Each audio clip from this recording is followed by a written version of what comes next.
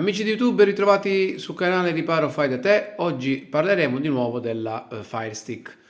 In questo video vedremo come associare il telecomando Fire Stick alla nostra televisione.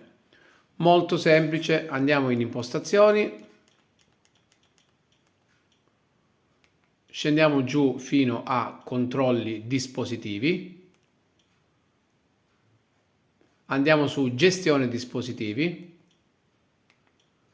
TV, cambia TV, ci clicco sopra, do conferma, attendiamo che, che la nostra Fire Stick comunichi con il nostro telecomando Fire Stick.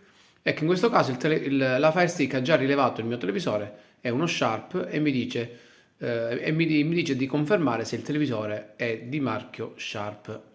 Faccio sì.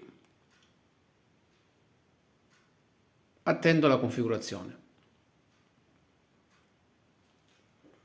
Premiamo il tasto spegnimento sul telecomando della Fire Stick.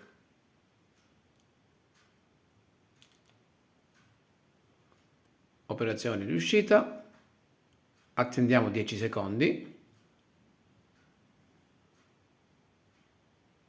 Riaccendo il televisore, premendo di nuovo il tasto di spegnimento sul telecomando della Fire Stick.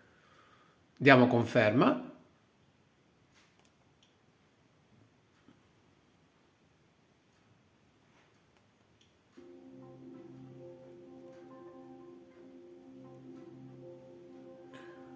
In questo caso otteniamo il telecomando della Fire Stick rivolto verso il nostro televisore e alziamo e abbassiamo il volume.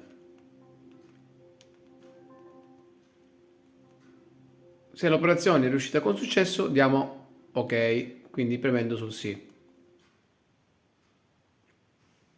Ora la nostra Fire Stick ci dice su quale ingresso è impostata la TV al momento. Vado su HDMI1, nel mio caso è l'HDMI1 e premo ok. Ora mi dice di utilizzare il telecomando della TV per passare a un ingresso diverso. Prendo il telecomando del televisore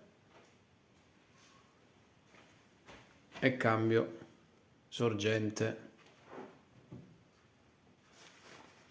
Fatto questo, premiamo il tasto visualizzato a schermo sul telecomando della Fire TV.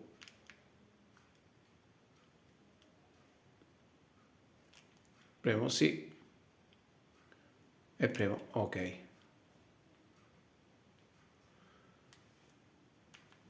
Operazione molto semplice da effettuare.